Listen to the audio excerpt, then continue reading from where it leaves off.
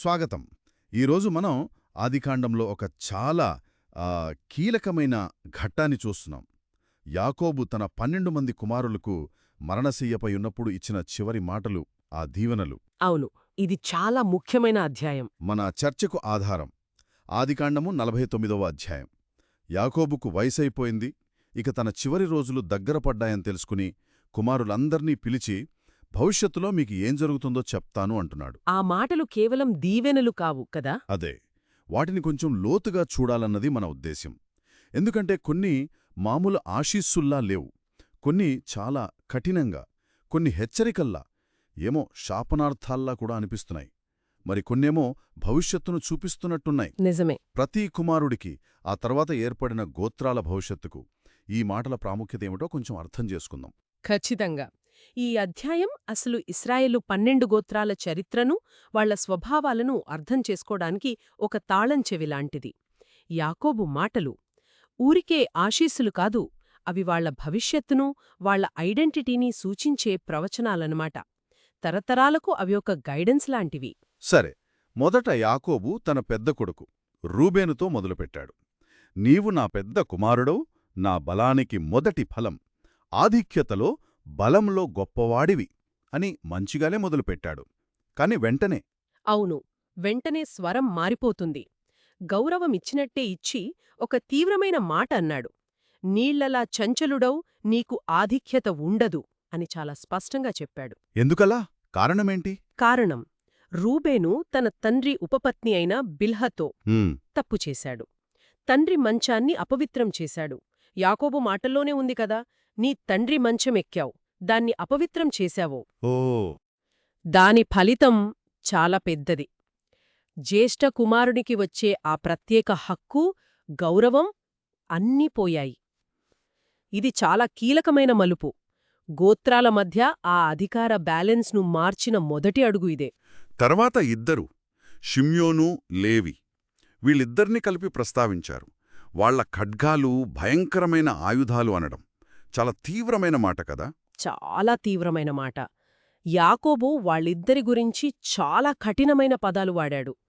ముఖ్యంగా షెకెములో వాళ్లు చేసిన హింసను గుర్తు చేసుకుంటున్నాడిక్కడ. అవును, ఆ సంఘటన. కోపంతో మనుషుల్ని చంపారు, ఇష్టమొచ్చినట్టు ఎద్దుల నరాలు తెగ్గొట్టారు అని వాళ్ల క్రూరత్వాన్ని సూటిగా చెప్పాడు. అంటే యాకోబుకి వాళ్ల చర్యలు ఎంత బాధ కలిగించాయో అర్థమవుతోంది. అందుకే వాళ్ల కోపాన్ని శపిస్తూ, వాళ్ల కోపం భయంకరం, వాళ్ల ఉగ్రత కఠినం, అవి శపించబడుగాక అని వాళ్ల భవిష్యత్తును కూడా చెప్పేశాడు. ఏం చెప్పాడు? యాకోబులో వాళ్లను వేరు చేస్తాను, ఇశ్రాయేలులో చెదరగొడతాను అని. ఇది ఆ గోత్రాల చరిత్రను బాగా ప్రభావితం చేసింది. అయితే లేవీయులు చెదరగొట్టబడటం ఒక రకంగా శాపంలా అనిపించినా తర్వాత వాళ్ళు యాజకులయ్యారు కదా, అదెలా జరిగింది? ఈ వైరుధ్యమేంటి? అది చాలా ఆసక్తికరమైన పాయింట్. పైకి చూస్తే యాకోబు మాట శాపంలానే ఉంది, కాని దేవుని ప్రణాళికల్లో అది వేరేలా మారింది. లేవీయులు చెదరగొట్టబడటం వల్ల వాళ్లు మిగతా గోత్రాలన్నిటి మధ్య నివసించారు. అవును. తర్వాత ఆ బంగారు దూడ ఆరాధన జరిగినప్పుడు అప్పుడు వీళ్లు దేవుని పక్షానే గట్టిగా నిలబడ్డారు. అందుకే దేవుడు వాళ్లను యాజకత్వ సేవకు ప్రత్యేకించాడు. కాబట్టి యాకోబు మాట నెరవేరింది, వాళ్లు చెదరగొట్టబడ్డారు, కాని అది దేవుని చిత్తంలో ఒక ఉన్నతమైన పిలుపుకు దారితీసింది. అంటే వాళ్ళు అన్ని గోత్రాల మధ్య ఉండి యాజకత్వ సేవ చేయడానికి అది ఉపయోగపడిందన్నమాట. ఖచ్చితంగా. వారి చెదరడం అలా ఒక ప్రత్యేక ప్రయోజనానికి మారింది. సరే, ఆ తర్వాత యూదా వంతు. ఇక్కడికొచ్చేసరికి పరిస్థితి పూర్తిగా మారిపోయింది. రూబేను, షిమ్యోను, లేవీలతో పోలిస్తే యూదాకు గొప్ప ప్రశంసలు దక్కాయి. అవును, పెద్ద మార్పు. నీ సహోదరులు నిన్ను పొగుడుతారు, నీ చెయ్యి నీ శత్రువుల మెడమీద ఉంటుంది, నీ తండ్రి కుమారులు నీ ముందు సాగిలబడతారు. ఇవన్నీ నాయకత్వ లక్షణాలే కదా. పైగా అతనిని సింహంతో పోలుస్తున్నాడు, యూదా కొదమ సింహం అని. అవును, సింహం. ఆ రోజుల్లో అది బలానికి, ధైర్యానికి, అన్నిటికంటే ముఖ్యంగా రాజరికానికి గుర్తు. యూదాకు ఆ పోలికివ్వడమంటే అతని గోత్రం నుంచే భవిష్యత్తులో రాజులు వస్తారు, నాయకత్వం వహిస్తారని సూచన. ఇంకా ముఖ్యమైన ప్రవచనం కూడా ఉంది కదా. షిలోహు గురించి. అదే సాయం షో. షిలోహు వచ్చే వరకు యూదా నుండి రాజదండం పోదు. అతని కాళ్ల మధ్య నుండి అధికారదండం తీయబడదు. ప్రజలు అతనికి లోబడి ఉంటారు. ఇది చాలా స్పష్టంగా చెప్తోంది యూదా గోత్రం నుంచే రాజులు వస్తారు, వాళ్ల అధికారం కొనసాగుతుందని. ఇది దావీదు రాజు, అతని వంశం చివరికి మెస్సియా వాగ్దానం వరకు వెళ్లే సూచన. అంటే కేవలం రాజకీయ అధికారమే కాదు. కాదు. కేవలం రాజకీయ అధికారమే కాదు, భవిష్యత్తులో ఇజ్రాయెలు ఆధ్యాత్మిక నాయకత్వానికి కూడా యూదా గోత్రమే కేంద్రమవుతుందని ఇది సూచిస్తుంది. ముఖ్యంగా మెస్సియ వంశానికి. ద్రాక్షారసంలో తన బట్ల ఉదుకుతాడు లాంటి మాటలు వాళ్ల ప్రాంతం ఎంత సమృద్ధిగా ఉంటుందో కూడా చెప్తున్నాయి. ఆ తర్వాత జెబూలూన్, అతని భవిష్యత్తంతా సముద్రంతో ముడిపడినట్టుంది. సముద్ర తీరంలో ఉంటాడు, ఓడలకు రేవవుతాడు, సరిహద్దు సీదోను వరకు అని. ఇది సింపుల్గా ఒక భౌగోళిక దీవెననుకోవచ్చా? అవును, ప్రధానంగా ఇది భౌగోళిక దీవెనే.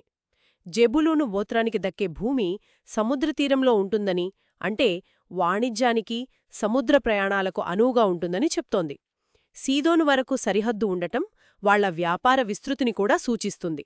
ఆర్థికంగా వాళ్ళకది మంచి మార్గం. ఆపై ఇశ్శాకారు.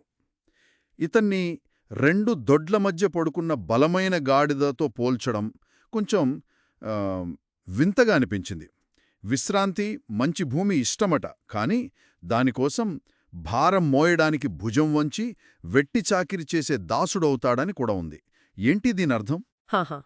ఆ రూపకం ఇశ్రాయేలు గోత్రం స్వభావాన్ని బాగా పట్టిస్తుంది. వాళ్లు బలవంతులే, బలమైన గాడిద, కాని యుద్ధాలు, గొడవల కంటే శాంతిని, సుఖాన్ని, సారవంతమైన భూమిని, విశ్రాంతి మంచిది, భూమి రమ్యమైనది ఎక్కువ ఇష్టపడతారు. ఓ అలాగా. సుఖం కోసం, ఆ సౌకర్యం కోసం వాళ్లు కష్టపడి పనిచేయడానికి, భారం మోయడానికి, అవసరమైతే ఇతరుల కింద పనిచేయడానికి వెట్టిచేయు దాసుడు కూడా సిద్ధమే. అంటే కష్టజీవులు, బహుశా విధేయులు, కాని తమ సౌకర్యాలకు ప్రాధాన్యత ఇచ్చే ప్రజలని సూచిస్తుంది.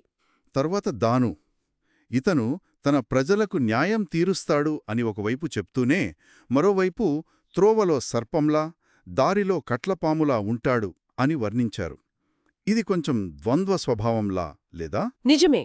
ఇది దానుగోత్రం యొక్క సంక్లిష్టమైన స్వభావాన్ని చూపిస్తుంది. వాళ్లకి న్యాయం చేసే నాయకత్వ లక్షణం ఉంటుంది, ఇశ్రాయేలులోని ఇతర గోత్రాలలాగే. అయితే వాళ్ల పద్ధతులు అంత సూటిలో ఉండకపోవచ్చు. సర్పంలా అంటే? సర్పం లేదా కట్లపాములాగా గుర్రం మడిమెలు కరుస్తుంది, ఎక్కినవాడు వెనక్కి పడతాడు. అంటే వాళ్లు ఊహించని విధంగా, తెలివిగా, బహుశా గెరిల్లా పద్ధతుల్లో శత్రువులను దెబ్బతీసే సామర్థ్యం కలిగి ఉంటారని సూచన. అయితే యాకోబు మధ్యలో యెహోవా నీ రక్షణ కొరకు కనిపెట్టి ఉన్నాను అన్నాడు కదా? అవును, అది గమనించాల్సిన విషయం. బహుశా దానుగోత్రం ఎంచుకునే మార్గాల గురించి యాకోబుకు కొంచెం ఆందోళన ఉందేమో, లేదా వాళ్లు దేవుని రక్షణ మీద ఆధారపడాల్సిన అవసరాన్ని నొక్కి చెప్పడమేమో. అది కొంచెం ఆలోచించాల్సిన విషయం. గాదు గోత్రం గురించి కూడా పోరాటాన్నే సూచిస్తున్నాయి మాటలు. బంటుల గుంపు గాదును కొడుతుంది, కాని అతడు వారి మడిమెను కొడతాడు. అంటే ఎప్పుడూ గొడవలేనా?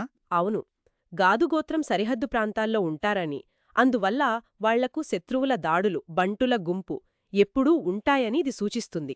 అయితే వాళ్లు కేవలం బాధితులుగా ఉండిపోరు. అతడు మడిమెను కొడతాడు అంటే వాళ్లు ధైర్యంగా ఎదురుదాడి చేస్తారు. శత్రువు వెనక్కి తగ్గుతున్నప్పుడు కూడా వెంబడించి దెబ్బతీస్తారనర్థం. వాళ్ల పోరాట పటిమ చివరికి గెలిచే సామర్థ్యముందని ఇది సూచిస్తుంది. ఎప్పుడు జాగ్రత్తగా ఉంటూ తమ భూమిని కాపాడుకునే యోధులుగా ఉంటారన్నమాట. తరువాత ఆషేరు. ఆషేరు దీవెన వినడానికే చాలా బావుంది. ఆషేరు నుండి శ్రేష్టమైన ఆహారం వస్తోంది, రాజులకు సరిపోయే రుచికరమైన పదార్థాలిస్తాడు. ఇది చాలా స్పష్టంగా సమృద్ధిని సూచిస్తోంది గదా? అవును, చాలా పాజిటివ్ దీవెనే ఇది. ఆషేర్ గోత్రానికి దక్కే భూమి చాలా సారవంతమైనదని, అక్కడ మంచి పంటలు, శ్రేష్టమైన ఆహారం దొరుకుతుందని సూచన. వాళ్ల ఉత్పత్తులు ఎంత బాగుంటాయంటే రాజుల భోజనానికి కూడా సరిపోతాయట. అంటే వ్యవసాయ సమృద్ధి, ఆర్థికంగా మంచి స్థితి, ఐశ్వర్యముంటాయని అర్థం. ఇక నఫ్తాలి. ఇతన్ని విడువబడిన లేడీ అని ఇంపైన మాటలు పలుకుతాడు అని వర్ణించారు.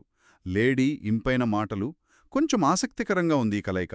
విడువబడిన లేడీ అంటే స్వేచ్ఛ, వేగం, చురుకుదనం, బహుశా సున్నితత్వం కూడా. బంధనాల్లో ఇమడలేనివాళ్లు కావచ్చు. మరి ఇంపైన మాటలు అది వాక్చాతుర్యం అంటే మాటకారితనం లేదా కళాత్మకత, దౌత్యం, సంగీతం, సాహిత్యం లాంటి ప్రతిభను కూడా సూచించవచ్చు. బహుశా వాళ్ళు మంచి మాటలతో అందంగా మాట్లాడి ఇతరులను ఆకట్టుకునేవాళ్లు కావచ్చు. వేగం, అందం, మాటకారితనం ఈ మూడింటి కలయిక వాళ్ల లక్షణమేమో. ఇప్పుడు యోసేపు. అందరిలోకి యోసేపుకొచ్చిన దీవెన చాలా పెద్దది, గొప్పది కూడా. అతన్ని ఓట దగ్గర ఫలించే కొమ్మతో పోల్చాడు యాకోబు. అవును, చాలా విస్తారమైన దీవెనాది. ఎన్ని కష్టాలొచ్చినా విలుకాండ్రు అతన్ని వేధించారు, బాణాలేశారు. దేవుని సహాయంతో నిలబడ్డాడు. యాకోబు దేవుడైన పరాక్రమశాలి, చేతులతో అతని విల్లు గట్టిగా నిలిచింది అని గట్టిగా చెప్పాడు. యోసేపు దీవెనలో చాలా విషయాలున్నాయి. ముఖ్యంగా అసాధారణమైన ఫలసిద్ధి అంటే సంతానం, ఐశ్వర్యం, విస్తరణ, ఫలించే కొమ్మ, దాని రెమ్మలు గోడమీదికి పాకుతాయి. రెండవది, ఎన్ని కష్టాలు, శత్రుత్వం వచ్చినా తట్టుకుని నిలబడే శక్తి. మూడవది, అన్నిటికంటే ముఖ్యం, ఈ బలానికి, విజయానికి కారణం దేవుని సహాయమే అని నొక్కి చెప్పడం. అవును, యాకోబు ఆ దేవుణ్ణి చాలా పేర్లతో పిలిచాడు కదా. అవును, యాకోబు పరాక్రమశాలి, ఇశ్రాయేలుకు బండ, కాపరి, నీ తండ్రి దేవుడు, సర్వశక్తుడు అని. అంటే యోసేపు పొందిందంతా దేవుని కృపే అని స్పష్టం చేశాడు. అంతేకాదు, ఆ దీవెనల పరిధి చూడండి. కేవలం భూమికి సంబంధించినవి కావు. పైన ఆకాశపు దీవెనలు, కింద లోతైన నీటి దీవెనలు, స్తనముల దీవెనలు, గర్భదీవెనలు. అంటే వాతావరణం, నీటి వనరులు, పశుసంపద, సంతానం, ఇలా అన్ని రకాల అభివృద్ధికి సంబంధించినవి. యాకోబు తన దీవెనలు తన పూర్వీకుల కంటే గొప్పవని కూడా చెప్పాడు. అవును, నా పూర్వీకుల దీవెనల కంటే గొప్పగా ప్రబలమవుతాయని, అవి ప్రత్యేకంగా యోసేపు తలమీద ఉంటాయని, తన సహోదరుల నుండి వేరు చేయబడిన వాని నడినెత్తిమీద ఉంటాయి చెప్పడం యోసేపుకున్న ప్రత్యేక స్థానాన్ని, ప్రాముఖ్యతను చూపిస్తుంది. ఇక చివరి కుమారుడు బెన్యమీను. ఇతన్ని చీల్చే తోడేలు అనడం కొంచెం భయం వేస్తోంది. ఉదయం ఎరను తింటాడు, సాయంత్రం దోపుడు సొమ్ము పంచుకుంటాడు. ఇది పూర్తిగా యుద్ధ స్వభావమేనా? అవును, ఈ పోలిక బెన్యామీను గోత్రం యొక్క భయంకరమైన యుద్ధ పటిమను, వాళ్ల తీవ్రమైన స్వభావాన్ని సూచిస్తుంది. తోడేలులాగా వాళ్లు క్రూరంగా, భయం లేకుండా యుద్ధం చేస్తారని, శత్రువులను చీల్చి చెండాడతారని అర్థం. ఉదయం నుండి సాయంత్రం దాకా యుద్ధం చేసి, గెలిచి, దోపుడు సొమ్ము పంచుకునేంత బలవంతులని ఇది సూచిస్తుంది. చరిత్రలో కూడా బెన్యామీను గోత్రం వాళ్ల యుద్ధ నైపుణ్యానికి, కొన్నిసార్లు మొండితనానికి కూడా పేరు పొందారు. ఇలా 12 మందిని వాళ్ల స్వభావాలను బట్టి, భవిష్యత్తును బట్టి దీవించిన తర్వాత యాకోబు తన చివరి కోరిక చెప్పాడు. తన సమాధి గురించి కదా. ఏం చెప్పాడు? అవును, దీవెనలన్నీ అయ్యాక యాకోబు తన అంత్యక్రియల గురించి చాలా స్పష్టంగా చెప్పాడు.